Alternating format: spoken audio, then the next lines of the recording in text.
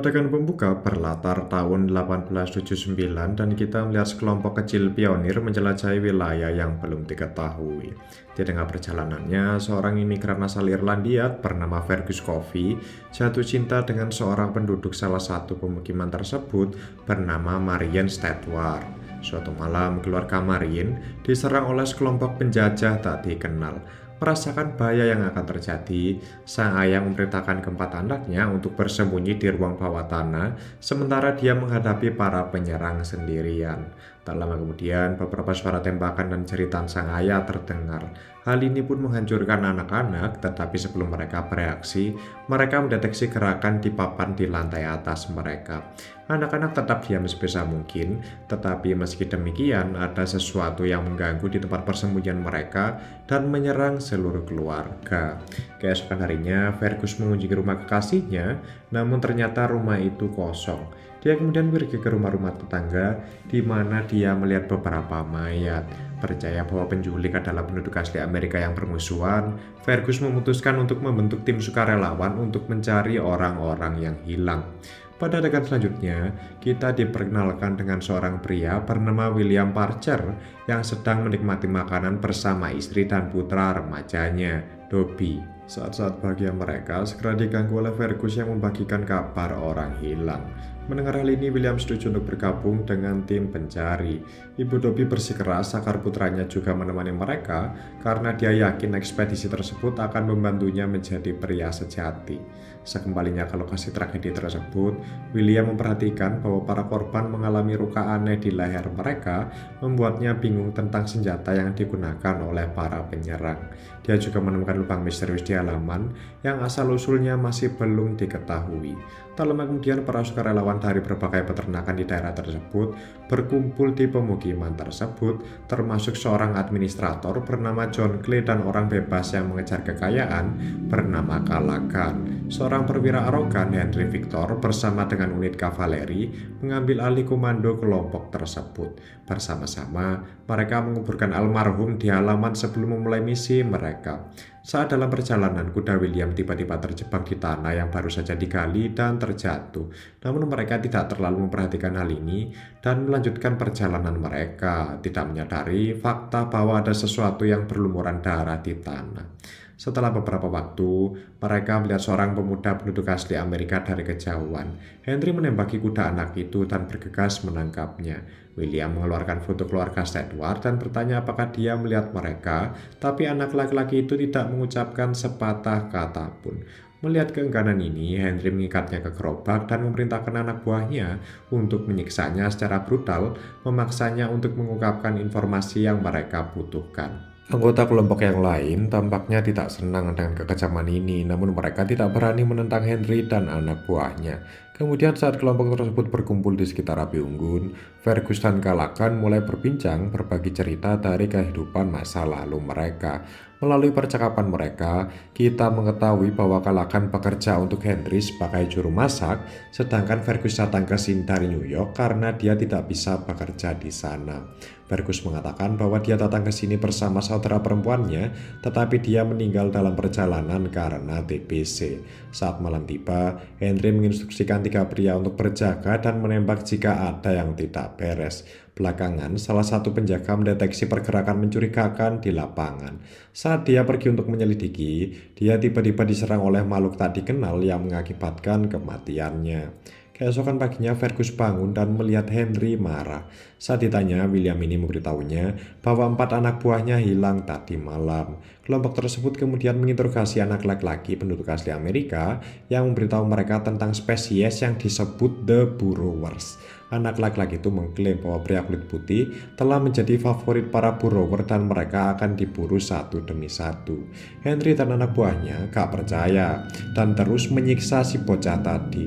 Nah, melihat hal ini, administrator John menjadi marah dan mengusir salah satu anak buah Henry. Hal ini menyebabkan konfrontasi intens antara Henry dan John, namun yang lain berhasil meredakan ketegangan. Beberapa saat kemudian pun kelompok tersebut juga melihat beberapa lubang di lapangan yang mirip dengan yang ada di adegan sebelumnya.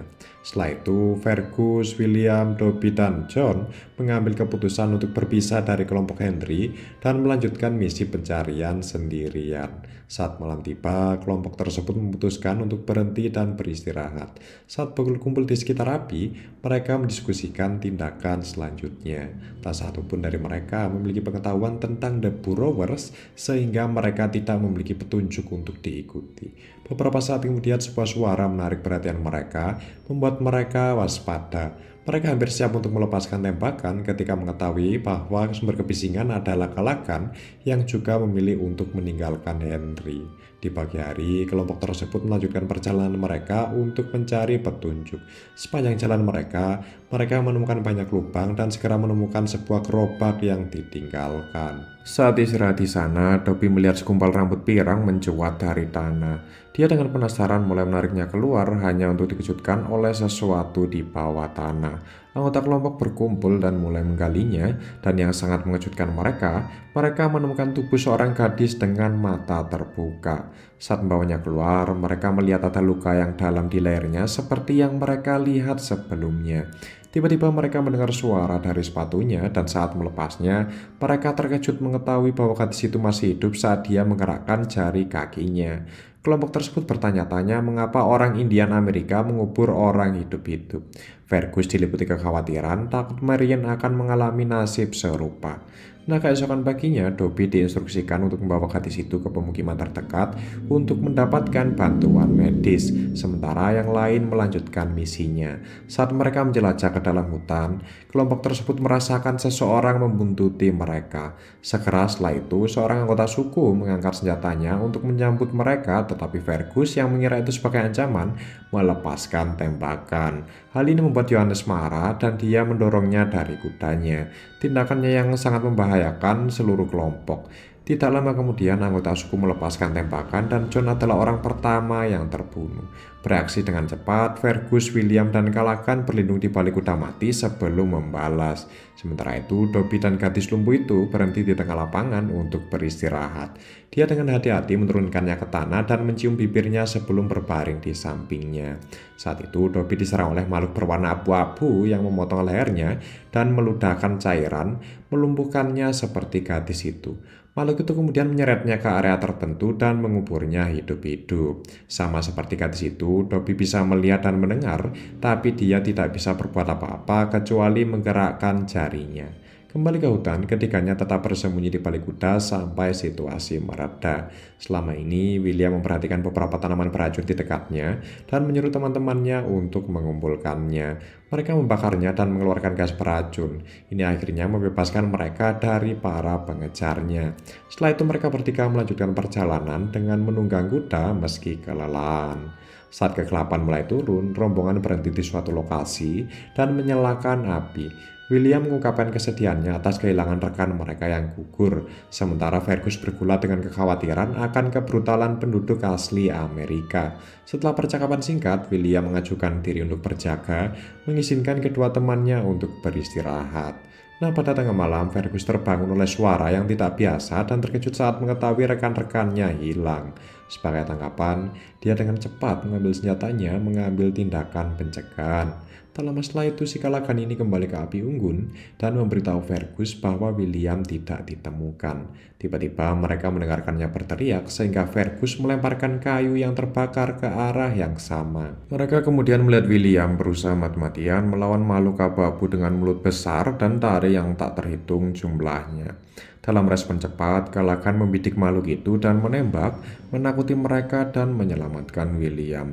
Namun konfrontasi tersebut menyebabkan William menderita luka di leher sama seperti korban lainnya. Sebagai konsekuensinya, perlahan-lahan ia mulai kehilangan sensasi pada anggota tubuhnya.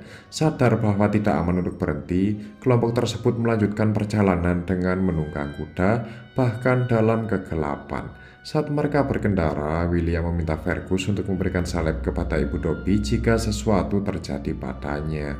Nah, setelah berkendara seharian, ketiganya melihat api unggun di kejauhan dan bergerak ke arahnya. Di sana, mereka bertemu dengan seorang wanita penduduk asli Amerika dan menanyakan apa yang dia lakukan. Wanita itu menjawab dalam bahasa ibunya yang hanya dimengerti oleh William. Dia segera mengenali luka di lehernya dan mengatakan kepadanya bahwa Borrowers akan kembali untuknya. Ketika mereka bertanya lebih banyak tentang spesies tersebut, dia memberitahu mereka tentang cerita rinci spesies tersebut. Menurutnya, Borrowers sebelumnya memakan kerbau, namun ketika penduduk asli Amerika mulai mengkonsumsi daging kerbau, Borrower beralih berburu manusia. Dia menjelaskan bahwa Borrower pertama-tama meracuni mangsanya dan menguburnya hingga membusuk. Setelah darah mengental dan organ melunak, mereka kembali makan. Satu suku yang disebut UT berpengalaman dalam melawan Borrowers. Dengan informasi ini di tangan, kelompok tersebut bersama dengan wanita tersebut berangkat mencari suku UT. Setelah beberapa waktu, wanita tersebut menyadari bahwa luka William dipenuhi ruam dan mengatakan bahwa sekarang akan lebih mudah bagi para Borrower untuk menemukannya. Namun Fergus dan Callaghan tidak mengerti apa yang dia katakan, jadi mereka bertanya pada William. Yang terakhir, yang takut rekan-rekannya akan meninggalkannya, mengatakan hal lain kepada mereka. Nah, setelah perjalanan jauh, William menyarankan agar mereka berhenti di dekat tiang dan menunggu UT menemukan mereka. Wanita tersebut bersikeras bahwa tidak aman untuk tetap berada di tempat itu dan mendesak mereka untuk terus bergerak. Namun demikian, William mengabaikan nasihatnya, sementara anggota kelompok lainnya tidak memahaminya. Malam pun tiba dan mereka berkumpul di sekitar api unggun. Saat ini tubuh William sepertinya sudah mulai lumpuh dan dia hampir tidak bisa bergerak. Pada tengah malam, kelompok tersebut mendengar suara Borrower mendorong mereka untuk tetap waspada. Begitu mereka melihat makhluk itu, mereka mulai menembak. Sayangnya, William yang tidak mampu membidik dengan baik malah menembak kaki Callaghan. Merasakan bahaya yang akan terjadi, wanita tersebut menggunakan bahasa isyarat, memberi isyarat agar mereka segera meninggalkan daerah tersebut. Setelah ini, Fergus membantu Callaghan dan William yang terluka untuk kembali ke kuda mereka sebelum pergi. Dalam perjalanan, mereka dihadang oleh dua pria bersenjata dari suku UT. Orang-orang ini memperhatikan cedera William dan memutuskan untuk membawa mereka, menjelaskan bahwa mereka menggunakan orang sakit sebagai umpan. Kawan-kawan yang tersisa berusaha melawan, namun dua anggota suku UT menahan mereka di bawah todongan senjata sebelum pergi bersama William.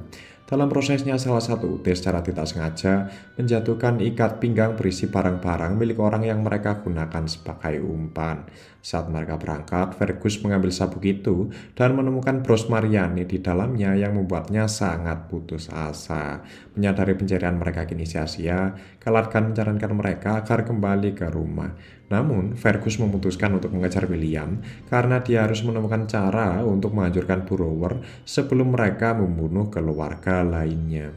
Dalam adegan berikutnya pun, Fergus menjelajahi hutan, mengikuti suara dan langkah kaki yang mencurigakan. Tak lama kemudian, salah satu anggota suku UT menyergapnya dari belakang, namun Fergus berhasil mengambil senjatanya dan menembaknya hingga tewas.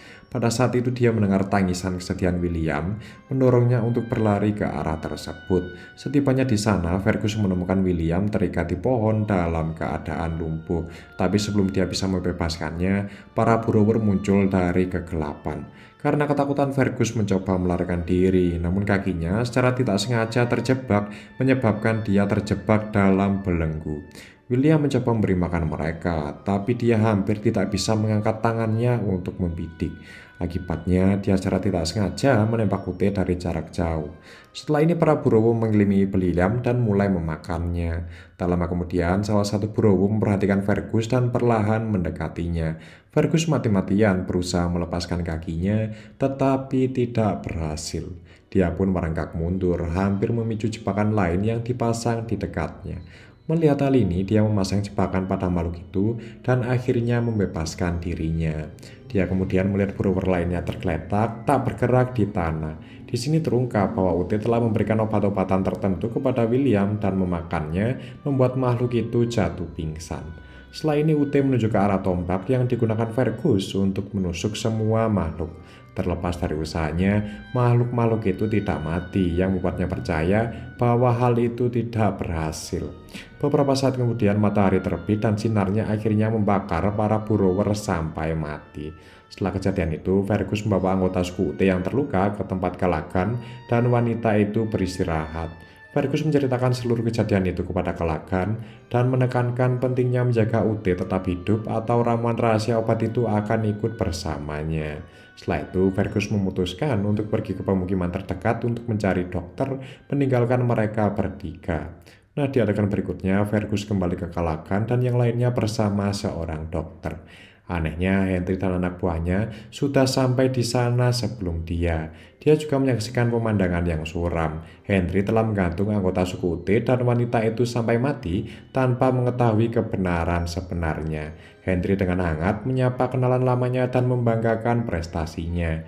Ketika Fergus bertanya tentang Callaghan, Henry mengklaim bahwa dia meninggal karena luka-lukanya. Henry yang masih percaya bahwa orang Indian Amerika berada di balik semua ini, bersumpah untuk mengeksekusi mereka semua. Menghadapi kegagalan yang menghancurkan ini, Fergus berangkat dari camp tanpa mengucapkan sepatah kata pun.